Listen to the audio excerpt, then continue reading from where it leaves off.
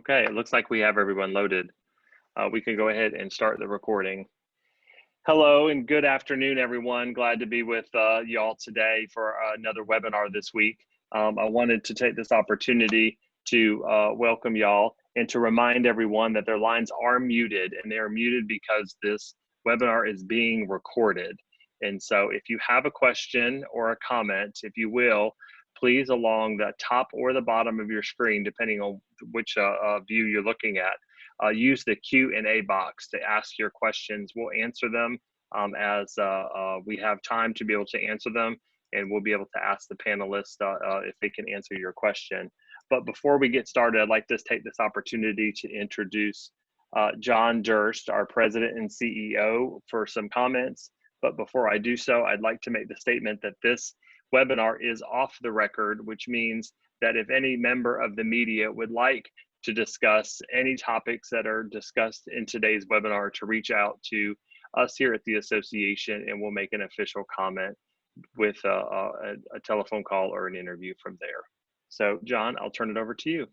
Thank you, Douglas, and good afternoon, everyone. We are very grateful to you for joining us this afternoon, and this webinar is part of a series of things that we have been doing for the past few months to assist folks in our industry with knowing what kinds of challenges they're facing, but then more importantly, how to deal with them. And so the topic of today's webinar is certainly come up very, very often. As regrettably the number of cases that we have in our state continues to rise, it makes this discussion more and more critical.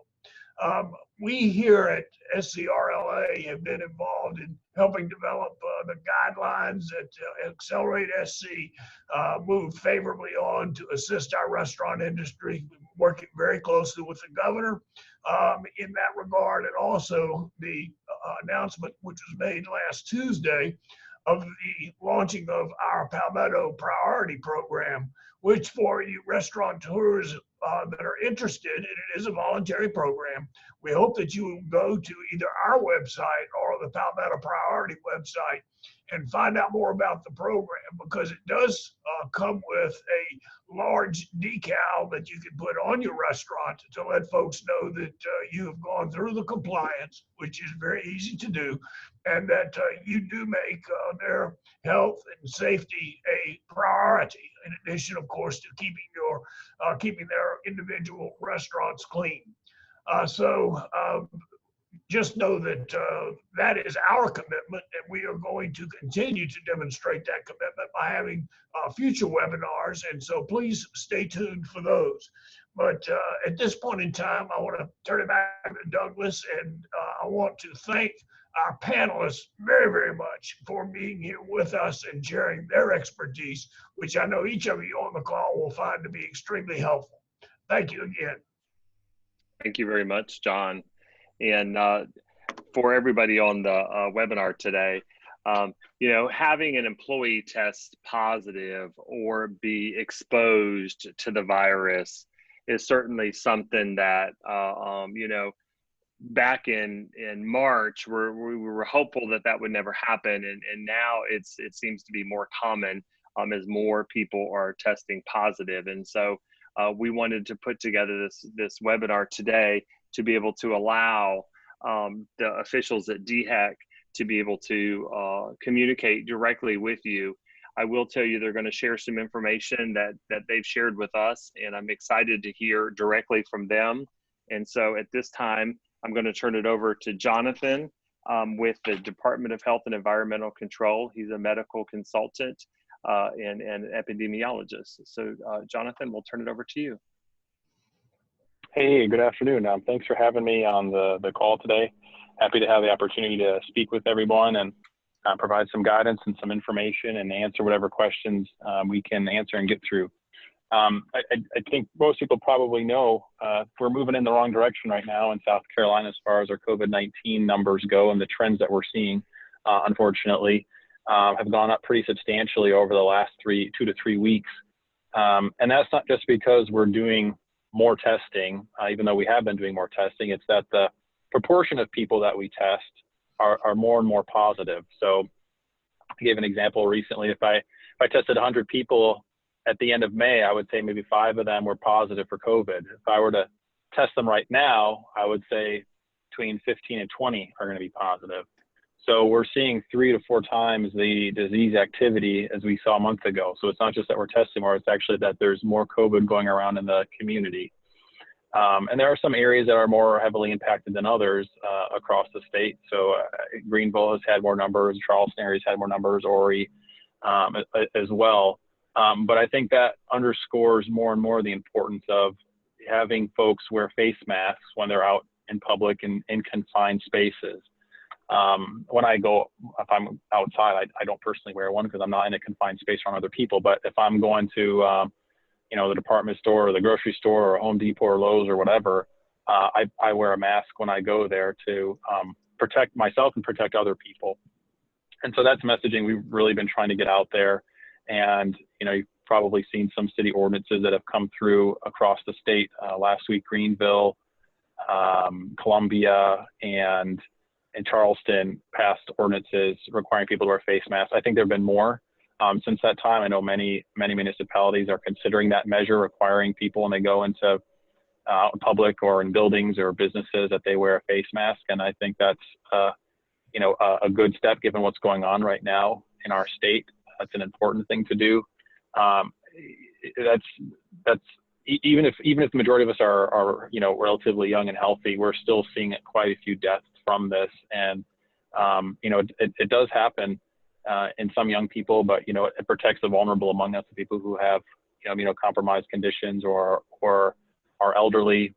And we're seeing at this point at least probably 5-6 times the number of deaths from COVID-19 compared to what we see for the flu. The flu has the advantage that there's a vaccine for it, but we don't have it with COVID-19 yet. So that's why it's so important that we use these simple tools of physical distancing, wearing our face masks, washing our hands, not going to work when we're sick, to protect ourselves and our families and our community. For businesses, I did want to share with you that just this afternoon we finalized, I think, some pretty helpful interim guidance for businesses and business owners, what they would want to do, what actions they can take in different settings. And that's going to be going out on our website, the scdhec.gov/COVID-19 website. There's a tab there for businesses and companies. You may have seen before, we put out resources and have links there and documents there. But this most recent document, I don't know that's gone up yet. Like I said, we just finalized it maybe 3 hours ago. So I don't think that our IT folks have put it up yet, but it goes through what do you do if you have an employee who tests positive for COVID-19? What do you have to do, and involving HR or employee relations, and how long they have to stay out of work? What do you do if an employee is sick but they don't have a test? What do you do if there is a close contact of a case at your establishment or of an employee, or close contact of someone who is sick but didn't get tested? What about a contact of a contact? What about if there was a restaurant patron? So we try to walk through more of these scenarios that are occurring that people are asking about, and give people guidance on what to do and business what to do. So I think that will be a really helpful resource for business owners and restaurants. It's about 4 or 5 pages long. And again, it'll be going up on our website very soon, hopefully later today if it's not up yet. But I would refer you there. Those are my initial opening comments. I'm not sure exactly the order of how we want to do questions or whatnot, but I'm happy to answer questions at any point during the call. Hey, Jonathan, we do have one question in the question box here that someone posted. It says, it provides an example. What if 2 employees are both wearing masks and following all safety protocols? However, they would be considered to have been in close contact. One tests positive. Does the other have to quarantine? So a close contact is defined as someone who is within 6 feet of another person who is a confirmed case while they were infectious for at least 15 minutes or more. And it doesn't take into account whether or not they were wearing a cloth face mask. That's what majority of people are wearing, or a surgical face mask. They would still be considered a close contact to that person. I would say their risk is less, but they would still need to quarantine for a 14-day period after their last exposure to that person when that person was infectious. Hope that makes sense. Okay, and it doesn't have a name on the person who typed that question. So if you type that question, please respond back if it did not answer your question. But I think that I understood your answer, but just to be clear with everything from there. Okay, that was the only question we've got in the question and answer box.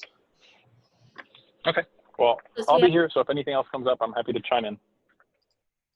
We actually have 2 more questions, Douglas. Oh, I'm sorry. They just popped up.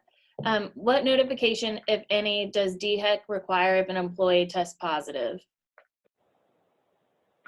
I'm not sure if that's, I'll answer it two different ways, because I'm not sure if they're saying required that the employee has to tell the employer or if the employer has to tell DHEC. So I'll answer both of those. So the way that the state laws are designed is that laboratories and providers, health providers, are required by law to report cases like COVID-19 to the state health department.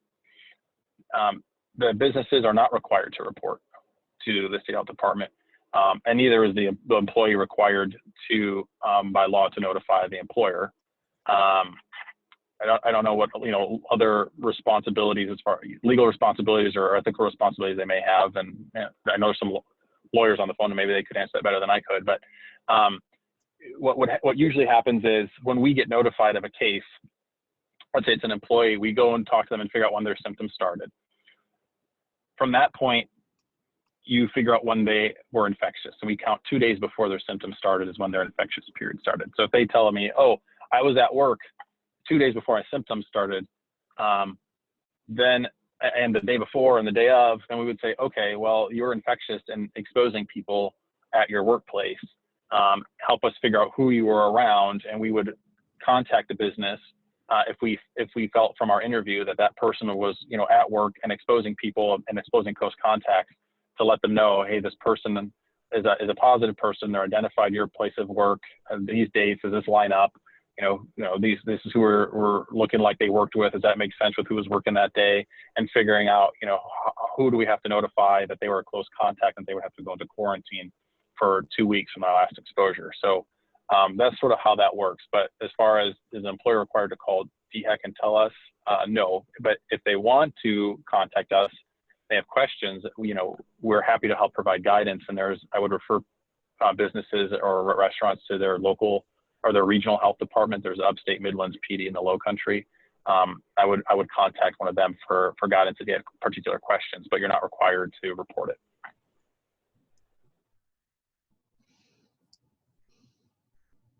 Okay, we've got a couple other questions. Is the protocol the same if a positive person was asymptomatic versus symptomatic? Pretty much. We would consider the person who was asymptomatic and had a test that was positive. We would just say we're going to count their infectious period starting 2 days before their test was drawn, because we don't know, they don't have any symptoms, we don't exactly know. And we would say their isolation period lasts for 10 days from the point that they had that test drawn. So that only difference is, somebody who has symptoms, exactly when their symptoms started. So you count 2 days before symptom onset, and then you count 10 days after that. And as long as they're doing better at the end of those 10 days, haven't had a fever for at least 3 days without taking medication, then they can go back to work. If they're still doing, poorly after 10 days and they have a terrible cough, they're febrile, and they're sick, well, then they shouldn't go back to work. But 10 days is the minimum. It could be longer. So Jonathan, to follow up on that question, if those 2 employees, since we're using that scenario as an example, those 2 employees are there, if the one employee tested positive, certainly is quarantined, and then the other employee, if they go get tested and the test comes back negative, do they still need to quarantine for that period of time, or can they come back to work because they've tested negative? Yeah, that's come up quite a bit. People, regardless of any testing people get done during their quarantine period, they have to complete their full 14 days of quarantine. And that's because it depends on the viral load, how good the test is. So you need to have a certain amount of virus in your body for the test to work and to be positive. So we're currently recommending people wait about 7 days into their quarantine period before they would consider getting tested if they want to get tested, but it doesn't shorten their quarantine period because we don't know for sure if they didn't have enough virus, could they, was the load too low at the time that they were tested to turn positive? So out of abundance of caution, we still recommend people stay fully quarantined for their full 14-day period. Obviously, if they develop symptoms during their quarantine period, they should go get tested as well.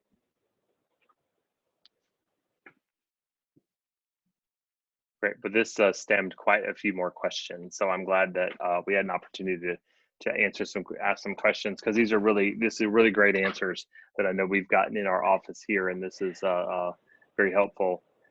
So just for clarification, so if one server, and you're familiar with the restaurant, so in restaurants everyone's running 25 different directions, and they're all in close contact with each other by definition. So if one server tests positive, then technically all the servers that worked that shift in 2 days before should all quarantine? Not necessarily. They may need to, but I don't know that those people were within 6 feet of each other for a long enough period of time for them to be considered a close contact. So that, I think, depends on how well people were keeping distance. I know it's difficult when you're, working, running around, you're going to pass people, but it's at least 15 minutes within 6 feet. So I would take it on a case-by-case basis. So I think that you make a very good point, and I think that's something for restaurateurs that are on the call to really, step back and really think about, the interactions between servers and how dangerous it can be when somebody does test positive, and what that could mean to their business model, and what that could mean to the availability of employees. And so maybe finding shifts or moving stations around, or not having servers necessarily work in together, perhaps that the patterns or sections or what have you need to be more separate so the servers can social distance as well. Yeah, I think it really requires a lot of careful thought and planning about each workplace and how people are working and in what proximity. And, I know there's all kinds of businesses that we've talked to. People are staggering shifts and allowing some people to work from home. I mean, obviously each business is different. A restaurant's not the same as an office environment, but everybody, every office, every business, colleges, they're all thinking about how are we going to make this work? How are we going to have people that we traditionally have in close contact with each other? How do we try and mitigate that risk? You can't make your risk zero, but you can mitigate it and reduce it as much as you can and try and reduce harm as best you can. And that's what we're, I think, all trying to do. And can you talk a little bit about the, ADA and Hipaa compliance? What can you tell other employees about someone possibly on staff that tested positive? Use general terms. Can you talk a little bit about that to educate the folks on that? Because we do have a question that's similar about ADA compliance. They don't want any legal ramifications to come back and haunt them, but they certainly want to protect their employees as well. Yeah, that's a good question. I'm not a lawyer, so I can't delve into that very much. I can only tell you what we do from our standpoint is we follow HIPAA and privacy laws, and we don't reveal people's names. I mean, we get emails every single week from people saying, "Oh, I live in this area, and there was a server that was working here. I want to know who they were, or why don't you telling our community who it was?" That we just can't do that. It's not respecting people's privacy. We always have to tell the people who are asking, we follow these laws and statutes, and you will be notified if you're determined to be a close contact. And we only reveal names or notify names of people when it is necessary to protect, the public's health. So, it's not, you're never going to see somebody's name pop up on a news brief from Dhec. But how that plays out for the restaurant, if we have to tell you who the person is and the manager knows who that is, we will help, give letters out that will say, you are identified as a contact to, you are identified as a close contact to a confirmed case of COVID, on this day at this place, but we won't put the person's name on there. But obviously some people in the establishment and, an owner or manager or something will probably know, but we don't go and just, people deduce certainly, but we don't broadcast who it is. And we wouldn't expect you to do that either. So it's best for the restaurant to be able to just notify that an employee during this shift on this day has tested positive, and then leave it at that. And certainly, I mean, we're a small, small businesses, and so it'll probably come out, but it's not one that you want the business owner to say. So very good point. Right. Yeah. So we try to speak in general terms. You were identified in contact with an individual. They don't know if that individual was a patron or was it an employee. We try to keep it as high level and general as we can without saying saying him or her or employee, or we keep it pretty high level, pretty general to try and protect people's privacy as best we can. Yeah, but it is required for them to be able to notify the other employees that they were exposed. If they were identified as a close contact, then yes. I mean, we would work with them on that. You know, as we're here to do and help identify and help with letters and notifications. We have all these things in templates and things like that. So don't feel like you have to do this de novo on your own and you know, reinvent the wheel. So it would be, you know, identifying people that are close contacts and notifying them, but doesn't necessarily have to mean that it's every single person in that entire establishment. Okay. And then for clarification, you mentioned 14-day quarantine, you mentioned a 10-day quarantine. What's the difference? So there's, in epidemiology world, we use two different terms. For most people, it just means the same thing, but we talk about a 10-day isolation period for people who are ill. People who are healthy that are being monitored go into quarantine, and those are the people that we're watching for 14 days. Because, and the reason we do 14 days for people who are healthy, but we're close contacts of somebody, is because it can take up to 14 days for you to develop symptoms of COVID-19 if you're exposed.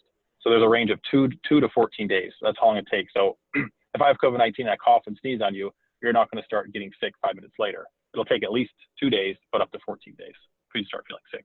So that's why you have to be in quarantine for the 14 days. Right.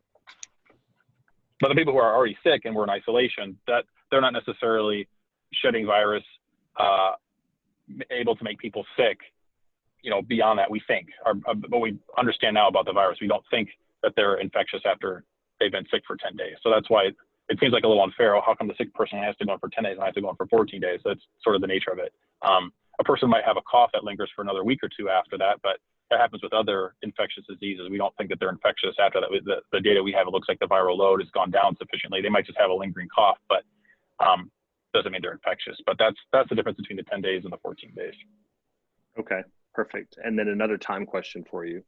That 15-minute time period, is that 15 minutes for for one sitting? So one person is in close contact with another person for 15 minutes, or let's say over the course of 8 hours that they interacted, and if cumulatively it was 15 minutes. Yeah, are we splitting hairs? It's maybe a little bit, but I mean, that's the nature of the situation, right? Like that's a very good question. Generally, it's in one setting, and I guess I'd have to see, you know, what the setting was like. You know, what if it was spread out over time, but you were outdoors versus you were in a confined space? You know, air ventilation sometimes makes a difference, and so there's a little bit of nuance there. I wouldn't want to say I wouldn't want to say definitively one answer to answer that question. Definitely, if it's in one setting, 15 minutes. It could be cumulative, depending on the nature of the setting, the nature of the interaction, how much more, if it was 16 minutes, but it was spread over 5 interactions, I don't know if I would count that. But if it was, I added up to an hour, but they were all 5-minute increments, I would probably say, oh yeah, that one probably counts, right? So there's some point in the middle. I don't know quite the answer to give you a definite answer, but I think we'd have to address that one as it came up. Okay. And then another question about asymptomatic person. If an asymptomatic person tests positive, isolates for 14 days, and then gets a retest, which is still positive, can they come back to work, or do they need to stay in isolation? So we don't recommend that people go and get retested. I mean, it's not a requirement that you go get retested to be able to go back to work. We recommend following the time-based or the symptom-based approach, and that was what I alluded to earlier, saying, you've been in isolation for 10 days, and then as long as you're feeling better, you don't have a fever for at least the last 3 days, not taking any medication, you can go back. You don't have to go get a test, because we've seen, not just in South Carolina but other places, people go get tested, a month later, and they're trying to get back to work, or 6 weeks later, and they're trying to get back to work, and they're still positive. And then they isolate again for another week or two, and they try again, and they're still shedding, but they don't have any symptoms, or symptoms are gone. So there's some people that, shed a small amount of virus that we don't think they're infectious anymore, but they're still turning positive on the test. So you don't have to have a clearance test to go back to work. And for the people who maybe got a test while they were in quarantine that was positive, but they were asymptomatic and they never developed symptoms, they can also go back to work after following the appropriate isolation period. They don't need to go get a clearance test that's negative to be able to go back. That helps. That makes sense. I don't know if It does. It does. What about critical infrastructure employees? Infrastructure employees, do they need to still quarantine as well, or do they need to quarantine as long if they're critical infrastructure? Is there a different rule for that? Yeah, so there is allowance in our guidance for people that are considered, critical infrastructure employees. That if it's necessary, it's not just healthcare workers, but it can be a number of other things. I think there's a list out there. I'm not going to go over it now, but people can be back at work who might have been a close contact, but they need to be checking their wearing a face mask and checking for fever and symptoms regularly, once or twice a day, I would say. And if the employer wants to do that, I think it would be appropriate when they're coming in or leaving, just to make sure during that period. And obviously, if they develop symptoms, then they should go get tested. They of course can also get tested during the quarantine period after about a weekend, just to see if they're an asymptomatic positive, because we think somewhere around 40-ish%. I've seen ranges between 30 and 50%. But we think about 40% of people are asymptomatic positive. So that's the idea of trying to identify people early in their course to make sure that they're aware and staying isolated if they're an asymptomatic positive. But people who are critical infrastructure that need to be there, given their role, can be there, but they need to take extra precautions. Great. So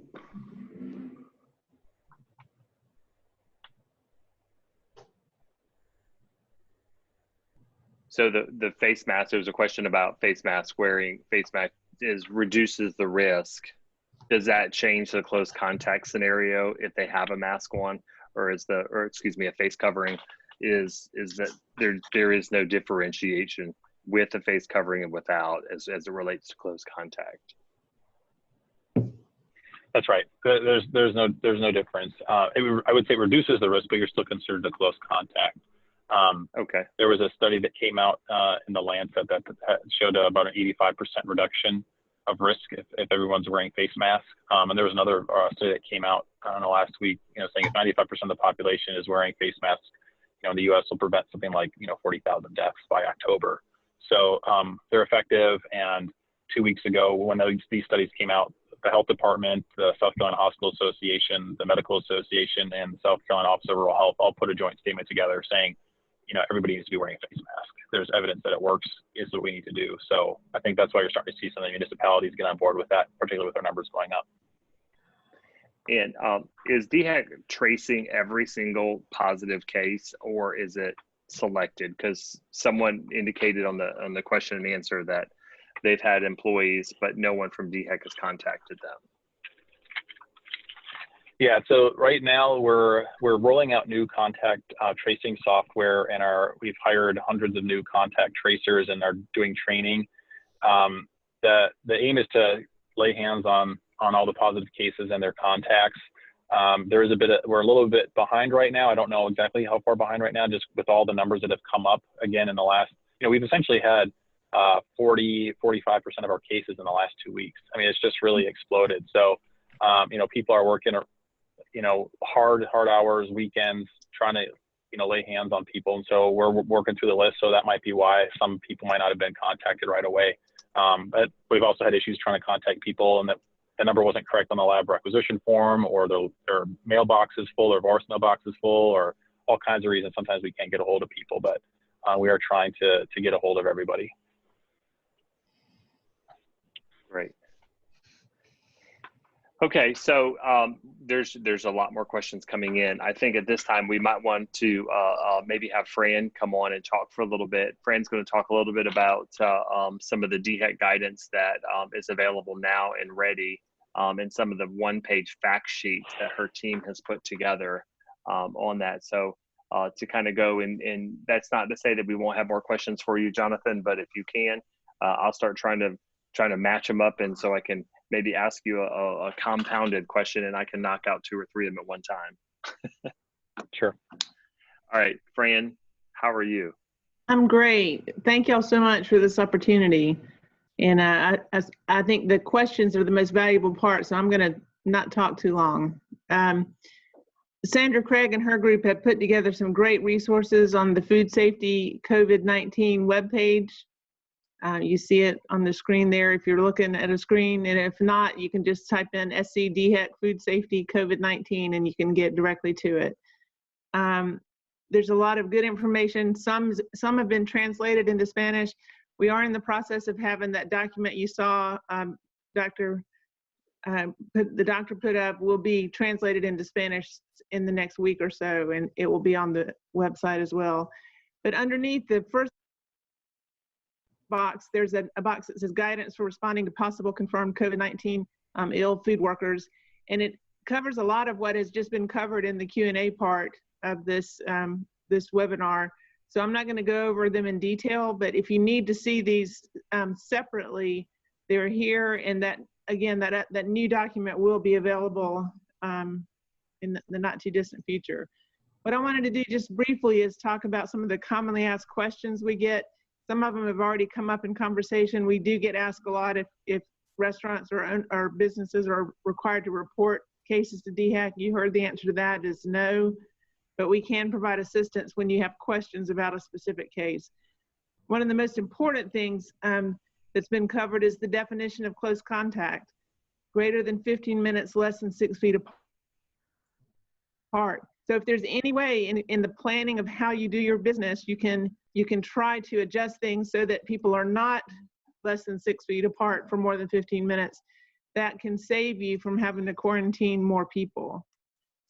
Yeah, some people have gotten real creative with that, and I encourage y'all to. I know that probably the people on the call on the webinar will probably already have some thoughts about how they're doing that or how they could do that. So that's really important. It's also important to cross-train employees if you can, if you have different specialties, so that if you lose a group, you don't lose, everything. And the other thing I wanted to mention is the importance of educating employees about how important it is for them to follow the guidelines when they're away from work as well as when they're at work. This is not just an occupational illness, and it's as likely someone brings it to work with them as it is they take it home from work. So it's real important. Whoever we come in contact with in the off hours between when we're at work and when we go back to work, we're kind of bringing all those people with us every day to work. So face coverings are extremely important to be worn when you're not in control of social distancing. So anytime you're in a public setting where people are milling around, or certainly if you're going in a store, we don't want to underestimate the importance of that. And then the last thing I want to mention is contact tracing. It is a really important way in public health that we can intervene in this disease. And so it's real important that people take it seriously, that they answer the questions honestly. People are afraid right now just generally. So try not to let we want to encourage people not to let their fear get in the way from participating fully in the questions that are asked. You'll see on the screen now some other documents that are on the DHEC website, food safety website, and I encourage you to use these. If you have ideas for how we can make them better, please let us know that as well. And with that, I'm going to wrap up so we can get more questions and answers going. Great, thank you, Fran. Thank you very much. And all of these forms and all of these documents are all available on the website. And to reiterate that again, if you search DHEC, food safety, COVID-19, if you type in those keywords, the DHEC food safety page will come up. Certainly DHEC's got a very comprehensive COVID-19 site. There is a specific site for food safety. So these forms are actually on the food safety site. So make sure you search in that area for these forms. And it's a toolkit. You will find a wealth of information. And the DHEC folks on the food safety team has done a wonderful job in making sure all these documents are up to date. And they're adding things on a regular basis. As Jonathan mentioned and alluded to earlier, they're adding yet another document to that website later today. So it is a great spot to come back to. And speaking of food safety, we've got a question here in Fran or Jonathan, and I know Sandra, you're on the call as well. If you want to answer this, And the question is so far, has there been any evidence of foodborne transmission for the COVID or coronavirus?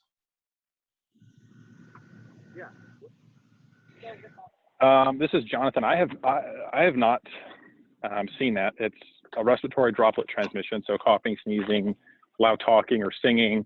It can get shed in feces. I've seen studies talking about shedding in feces, but I've not seen that it's been transmitted as a foodborne pathogen. I don't know if Sandra or any of the others have come across it in the literature on their side. Yeah, I'll chime in on that one. This is Sandra. The FDA and the CDC are still holding firm on the fact that this is not a foodborne illness. This is not salmonella. This is not E. coli. This is not norovirus even, or Hipaa. Although we are responding to it a lot like we do Hipaa, it is not shown any capability of being passed by ingestion. Yeah, it is airborne. It is person to person. And this is Fran. Having said that, I think it is also very important that we don't lose sight of the fact that food safety regulations still are in full force. So we definitely need to be paying attention to this new and novel issue, but we also need to make sure we're still doing the things we were used to doing before this. Yes, I will say that the last thing Douglas and I want to have to deal with is a case of salmonella where we've got 300 people sick and 1 dying. So I remember that well from 2005 when Douglas and I first started working together on things. So let's not do that. Yes, so I agree, Sandra. We got a few more questions here, and since we're talking to Sandra and Fran here, this may be a question for y'all. Are kitchens with large hood fans considered a lower risk area given the amount of air exchanged, meaning that the air is being sucked out of the building, it's not necessarily being recirculated? I can take a stab, Sandra, and you can add on. Anything we can do to increase air changes per hour is good. It reduces the risk. We can't say that it eliminates the risk. So, but it's definitely better the more ventilation you have. That's why outdoors was preferable to indoors when we first started up, and that's primarily because you have a lot more air changes in the outdoor air than you do in an indoor environment. But certainly a hood does remove air from the space, and that's a good thing. It's just not something we can totally rely on to prevent. Yeah, I would second that. I would say that a good system that was well designed, where maybe you even had a tab done on it, and it is balanced, is certainly better than some of our older facilities where maybe you're not getting as good of, particularly some of those older hood systems don't have enough air input. Those are the ones when you try to open the door to your restaurant, you have to pull it really, really hard because you've got negative pressure inside. So if you have that situation, you might want to get an HVAC person, have an air balancer out there to see if you can't increase that air intake into that hood system. That would always be a good thing. The other thing that helps is increasing the percent of outdoor air that your system is pulling in. And again, that's something for your HVAC folks to specifically look at in your space. But increasing both air changes per hour and percent outdoor air are good things as far as reducing risk goes. And I will also say that I've told our folks not to be marking people for having their doors propped open. You got to keep the insects out, but right now we agree, fresh air coming in any way you can get it, we're just going to virtually walk by that on an inspection. So we've got a couple of questions here as it relates to critical infrastructure workers. The CDC outlines that agriculture and food is considered a critical infrastructure, and that restaurants that do carry out and quick service food operations are considered critical infrastructure. Is that the case in South Carolina as a critical infrastructure, or can you all expand upon that a little bit more?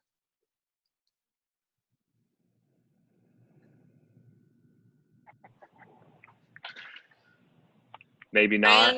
Fran, I'm going to let you take a stab at that one, I- because that's really not a DHEC call so much. But when the governor announced his emergency orders, you know, food was considered an essential business. That's critical infrastructure. But most of that term really goes back to food manufacturing more.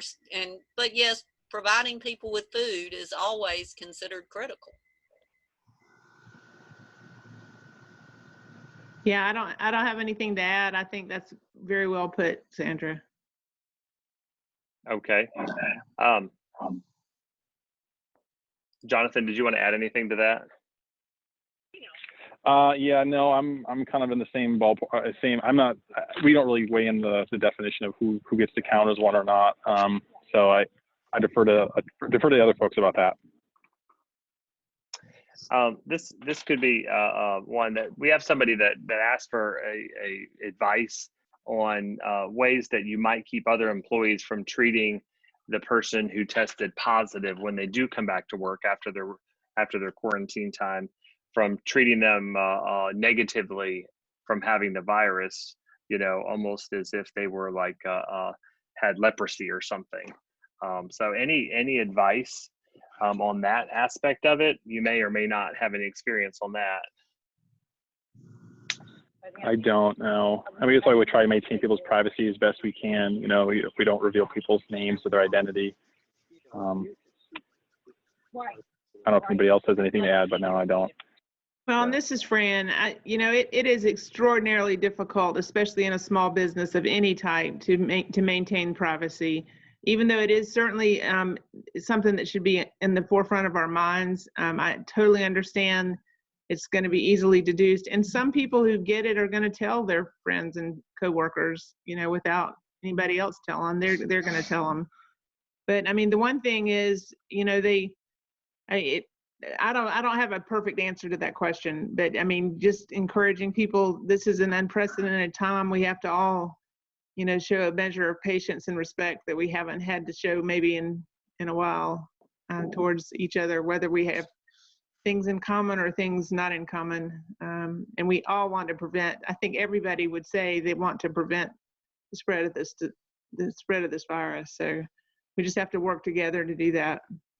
And I do think continuing to educate everyone, you know, by giving them handouts and things like that about the fact that particularly the asymptomatic, the fact that this person may have come in contact with somebody that was asymptomatic, that did not have a fever, but yet was still able to pass the virus on to them. I mean, you can go through all the temperature checks in the world. I had to wear a little bracelet this weekend when I was showing my horse to show that I'd had my temperature checked when I came into the fairgrounds. But that doesn't mean anything, unfortunately, because you really just, anybody can get it at any time through no fault of their own. The other educational point I'd like to bring up is how people get to work. If they ride public transportation or carpool, it's very difficult to maintain 6-foot social distancing in a car or even certainly in public transportation. So the use of those face masks is very important. And if carpooling, whoever owns the car should clean and disinfect it once a day as well. Those are some ways we've seen that are potentially responsible for some of the occupational type setting cases, but they didn't get it at work. They got it on their way to work or on their way home or outside of work. Okay, and so I need to apologize. I think I misspoke a second ago. I mentioned CDC's guidance on critical infrastructure worker, and it's not CDC's guidance. It's the Cybersecurity and Infrastructure Security Agency of Homeland Security that defines critical infrastructure. So I apologize for misspeaking there.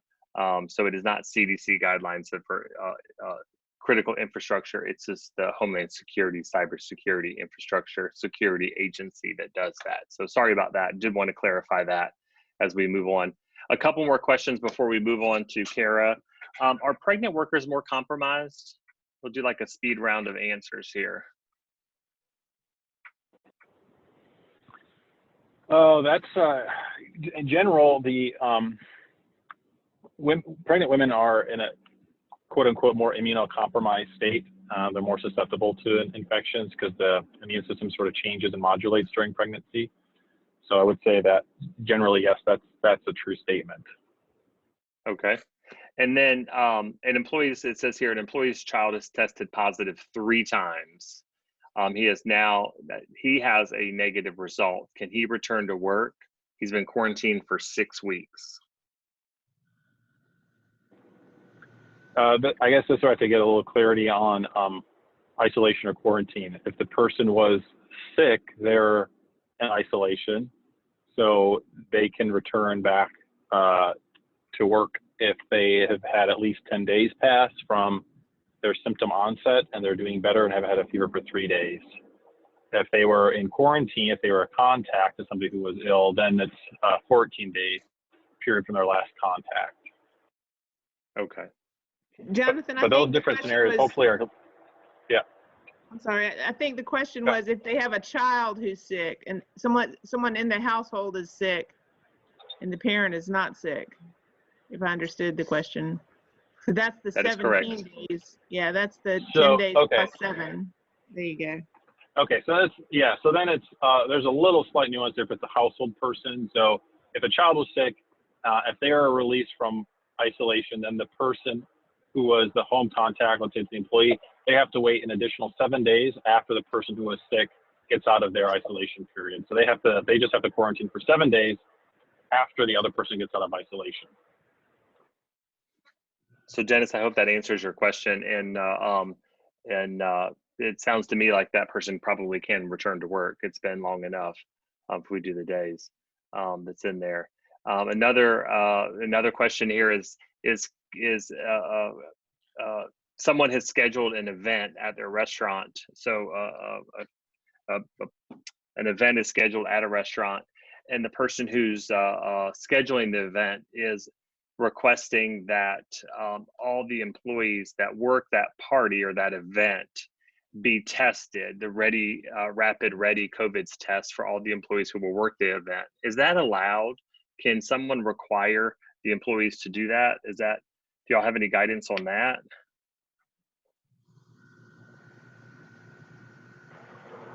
So our guidance right now for businesses is that people are not required to get tested to be able to return to work. And generally the people who should be tested are the ones who have symptoms. So it's not, businesses have decided to do all different kinds of things, and that's, I guess, sort of their prerogative, but that's not our guidance. And they may want to reach out to legal counsel on that because it sounds more of a legal question. Okay. And I think we're good. So one of the things I do want to do is take the opportunity to introduce Kara Gormley and to let y'all know that Kara was with MP Strategy. She helps us from time to time throughout the year on different projects, and this was one of the things and one of the ideas this webinar. She had asked if we could help her put together, and we're very pleased to be able to help her do that. And so, Kara, I'll turn it over to you to talk a little bit about the PR side of things when an employee tests positive, because I think we've seen everything from restaurants completely shutting down because they just don't know how to respond to it, to getting badgered in the media and the press, and then others not doing anything. And so maybe you can help us with some PR strategies. Sure. Thank you for that. And thanks for everybody for being here, the panelists, as well as those who are in attendance. And having those new DHEC regulations are going to be so helpful to so many. We have been working with clients in the restaurant and hospitality industry for at least 6 weeks now, handling a lot of these scenarios, some that have been discussed here. It started when there was a late kind of a Friday afternoon, and a restaurant was so excited to get back in business. They'd been shut down, ready to get things going again. And they were getting ready to open about 30 minutes away from being open when a person who'd been in the restaurant the day before called in and said that they had tested positive for COVID-19. So now here you are, you're about ready to open.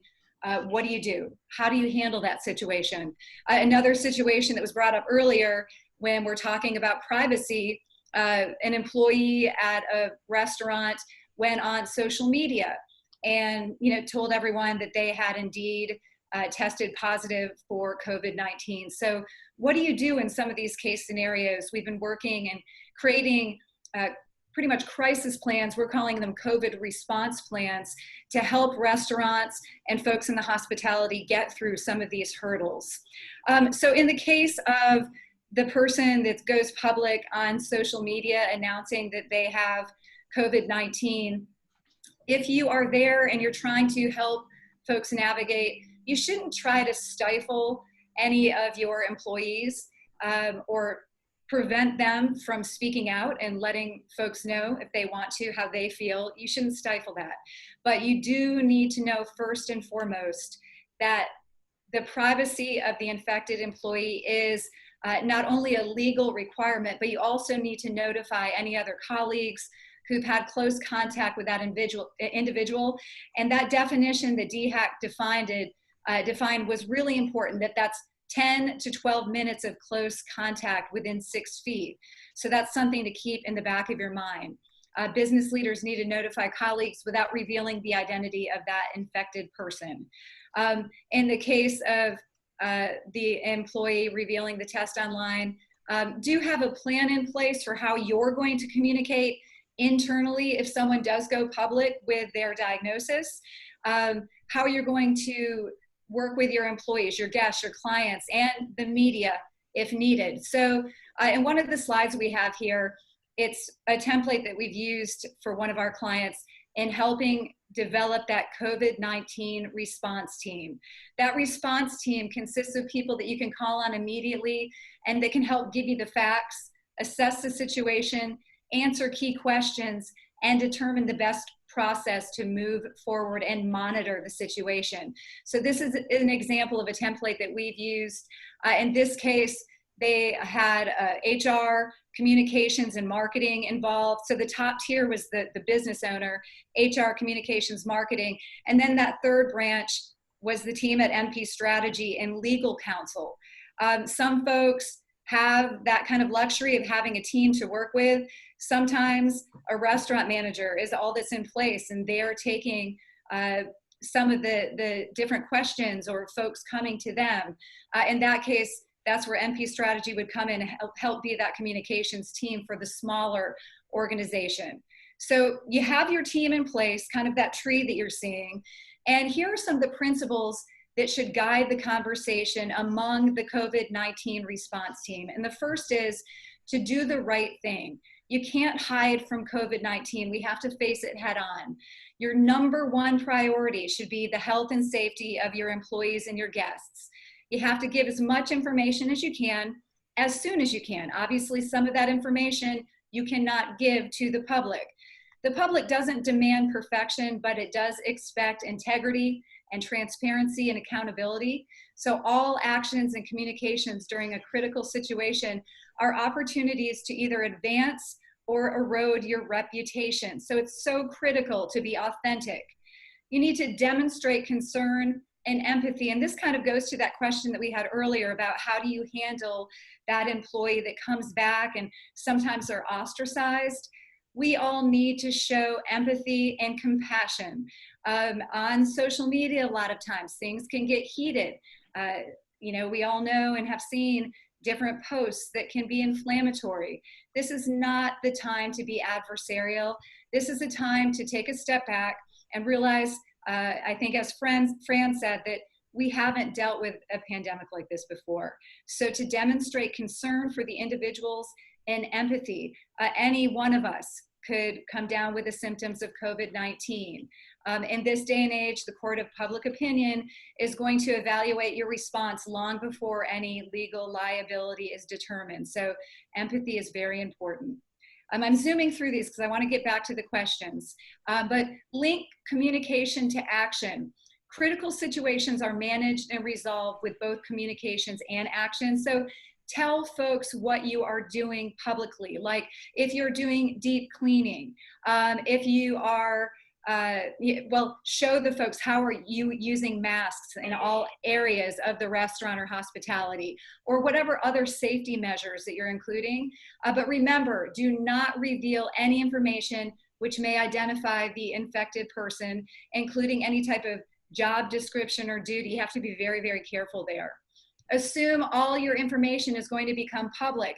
Information, as we know, is less controllable than ever before. It's not just your traditional media now. With digital and social media out there, information is quickly and easily shared to a broad audience. In the industry, you need to communicate early and often. You need to shape your own message, because if you don't speak up or show folks how you are managing the situation and maintaining safety procedures, someone's going to step in and do it for you. So you need to have that message in place and demonstrate that management is aware, concerned, and taking tangible action, such as gathering more information. Don't let somebody else be your spokesperson. As we know, anybody with a smartphone can be a journalist and eyewitness. They can act as a spokesperson. Reporters cannot and will not wait very long for your company to come out and speak. So if you do not fill in that information for the traditional media, someone will do it for you. You have a plan in place. Let folks know what that plan is. Let folks know what you're doing. Talk with stakeholders directly. That means that you should talk with your employees and your guests. Make sure that they're aware of what you're doing, what leadership is doing. Let them know that you have it under control. Use your website, social media, also traditional media channels to share factual information. And you can also clarify misinformation. Sometimes something is released out on social media that just isn't the case. So that is your chance to put the record straight. And then beware of premature recovery. You know, we're still in the middle of this. Unfortunately, we are seeing those numbers continue to go up. Just because your restaurant or hotel might be out of the headlines doesn't mean that the topic is no longer top of mind. So make sure that you have lines of communications open with everybody involved. Make sure that your stakeholders continue to be informed and listen, because there may be secondary situations that are coming up that maybe employees or stakeholders outside are talking about. And if you keep those channels of communications open, that will be your chance to make sure you're aware of what's going on and address it appropriately. We also suggest having a backup plan, and a lot of you folks do. We've seen different people implement those plans. Douglas just talked about them. You know, at what point do you return to curbside? Are you only taking reservations now versus having the walk-in audience come in? Think about those things ahead of time. How should you handle these things? Is it important for you to close down for a couple of days to make sure you get everything sanitized to your standards and make sure everybody involved, all of your stakeholders, feel safe? At MP Strategy, we're customizing plans for businesses and for folks in the restaurant and hospitality industry. And some of those plans include really sitting down with the managers of your restaurants, maybe creating a list of information that they should be gathering if somebody comes to them. And again, this is not to include a person's name, but just kind of those key questions. So when you bring the pertinent information back to your COVID response team, you have everything you need to have in one place in order to go down that line of the chain of command there and make sure the proper agencies are notified. Or if someone does need to take their questions to DHEC, that they're able to do so. And that leads me to a final point of having numbers available and ready. Be prepared ahead of time. So all of your stakeholders, you have those numbers, including the DHEC regulatory agencies, also in your communities. Who do you need to contact in case somebody comes and says that they have tested positive, that you don't have to scramble and there's no chaos inside the restaurant or hotel. It can be an expensive proposition with all of the extra hand sanitizer and the masks and sanitizing to have some extra communications help. But you really need to weigh the short-term loss of revenue for temporary closure, any of these extras, against the long-term reputational harm from appearing reckless. Safety, empathy, grace, we want you to think about all of those words as you continue to move forward. We all need an abundance of that right now. We know that you need to focus on your business. So if you need any extra help or you have some individual questions, because all of these cases are different, we have information, so you can contact me. My email and my phone number is there. And then we'll get back to questions so we can fill in these last few minutes with what you need to know. Douglas, put her on a slide with her info back up, please. Yes, sir. So great, Kara. Thank you so much for that information. And I'll tell you that anytime that you deal with a crisis, having a plan that you've already developed in place helps manage that crisis so much easier. So It's not a matter of if it's going to happen, you have to think when it's going to happen. Even if it never happens, just know that you've got that plan in place. And so, Kara, thank you very much for those key points that are there. If anybody has any questions for Kara, please type those in the questions and answer and make it available. Someone did ask if this deck is available after the call, and certainly we can make it available for you. We will send out the live recording to your email address that registered with us, and we'll get that information out to you. It usually goes out. It's something that Zoom sends out automatically for us, and so it'll probably be in your inbox tomorrow. If you know of somebody who did register and they did not attend, they will also get a email with the link that they can watch this webinar live. And so I would encourage you to do so and have them watch the webinar itself. Do I see any other questions? I see one. We have one more question. If an employee says that they cannot wear a mask because of health issues, can you require them to or send them home if they do not comply? Can you require them to show proof, like a letter from a doctor? So Fran or Jonathan or Sandra, do you know the answer to that question as it relates to face coverings? This is Fran, and there are some people who have pre-existing respiratory diseases, asthma, COPD, and it makes it difficult for them to breathe through the cloth. A face shield is better than nothing, I think, and Jonathan can weigh in on that, but that's an option if somebody can't tolerate something right up next to their face. The face shield prevents droplets from coming, past the shield. And this is Sandra. And we've been definitely saying, and we do realize not only is there going to be medical conditions, but as we get into July and August and the heat in some of these kitchens is going to get extreme, that a face shield is certainly a good alternative to a cloth covering. Yeah, I don't disagree with that. I think it's a reasonable alternative to the face mask.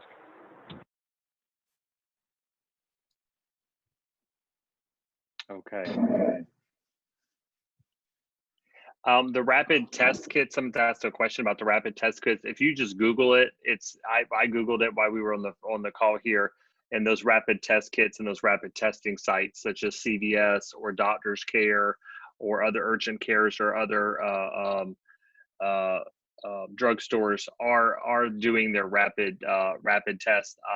Ironically enough, I had to go by CVS today at lunch and pick up a prescription for myself, and they were using the drive-through lane closest to the building to actually administer rapid testing. They were in their car and they were talking to them on how to do that through the window.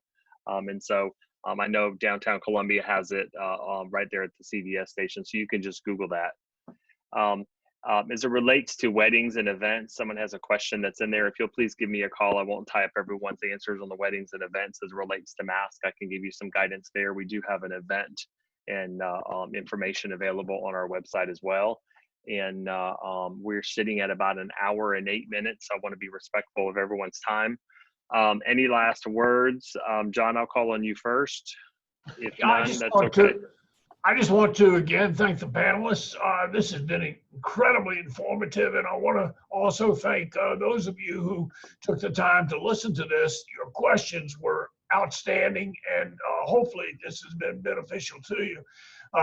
These are unprecedented, difficult times. We are all in it together. And please don't hesitate to ask any of us a question. There are no bad questions. So please let us know, and we'll certainly pledge to do our best to be of assistance. So take care and Godspeed.